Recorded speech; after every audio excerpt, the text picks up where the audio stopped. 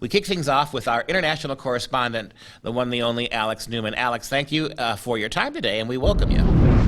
Hey, it's great to be here. Thank you so much, Duke.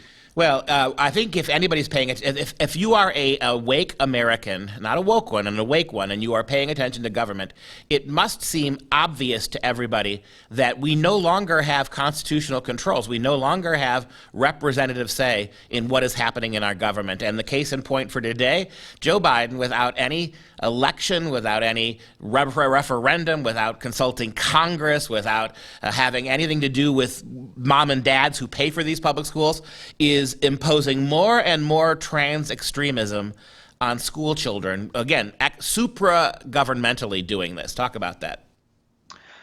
Well, it truly is incredible that we're at a stage in our country now where we have a president, and really the president's not making these decisions. His handlers are putting stuff in front of him to sign. But we have handlers of a president who think that they can just completely reshape society using nothing but an executive edict.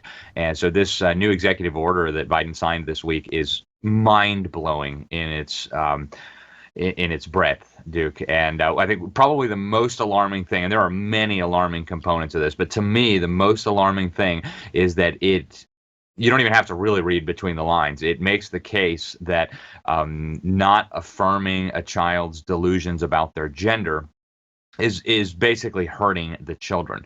And so, then that sets into motion all of the consequences for that, where the schools need to then actively intervene. It makes available, it instructs the Department of Health and Human Services to work with state governments to make sure gender affirming care is available to children. And when you read through the fake rhetoric, what they're really talking about here is they want to put children on life altering hormones, puberty blockers, which they claim are reversible, but which are absolutely not. They want to get children prepared for and then give them access to mutilation of their genitals, surgical mutilation of their genitals, breast removal for little girls. It's unconscionable. And what's going to happen, it also wages war against what's called conversion therapy. And they've actually expanded what they mean by conversion therapy. Now, conversion therapy is not just going to a therapist who's going to try to help somebody deal with unwanted same-sex attraction or confusion about one's gender or sex.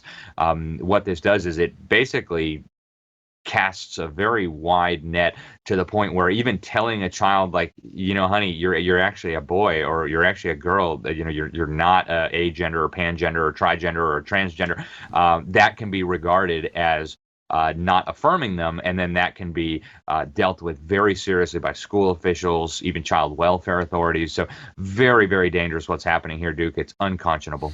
Yeah, can you imagine any other aspect of parenthood where the federal government says you must agree with whatever your child says, and if you even dare to contradict them, that can be punishable up by losing the child? It's very interesting in your article. You mentioned at one point that the working group that oversaw that is helping the Biden administration invoke all of these new really Orwellian changes is a homosexual and transgender working group. Talk to me about that. Who are the people who are advising our government behind the scenes?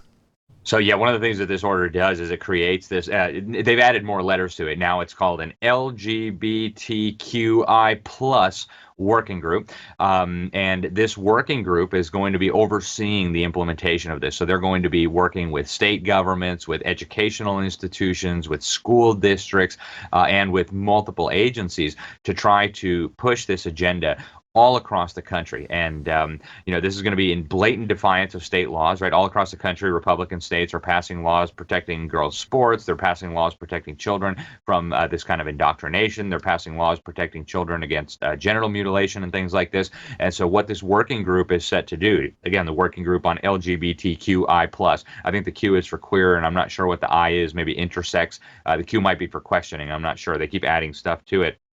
But this working group is basically going to be waging all-out war on traditional family, on biblical values, even on biological reality. I mean, and you made a great point, Duke. Any other issue, everybody would recognize that this is absurd. If my child said they were a walrus, as Matt Walsh pointed out in his book, everybody realizes it would be absolutely insane to suggest that the child is actually a walrus and to start treating him like a walrus. If my anorexic daughter said that she was morbidly obese and needed liposuction, people would regard you as a criminal if you actually took your daughter in to go get liposuction. And yet, if your daughter claims she's a boy, then it's regarded as harmful to the child not to take them to have their breasts removed, not to take them to have their genitals mutilated permanently and disfigured and turned into, a fake new organ. It's unbelievable that we're even talking about this, Duke. It feels weird just to be talking about it, and yet this is what's coming out of the White House right now. Yeah, and I want to just throw this in at the end.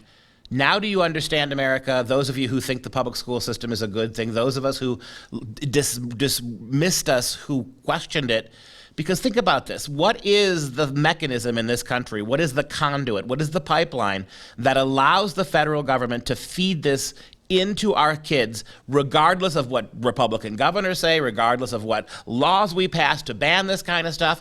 It's the public school system.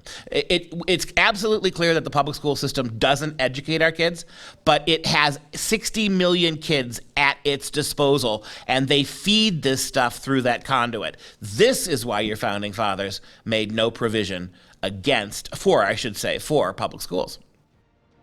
Exactly right, Duke. And, we do have a systemic problem in this country. It's not systemic racism. It's systemic indoctrination, sexualization, confusion, and dumbing down of our children.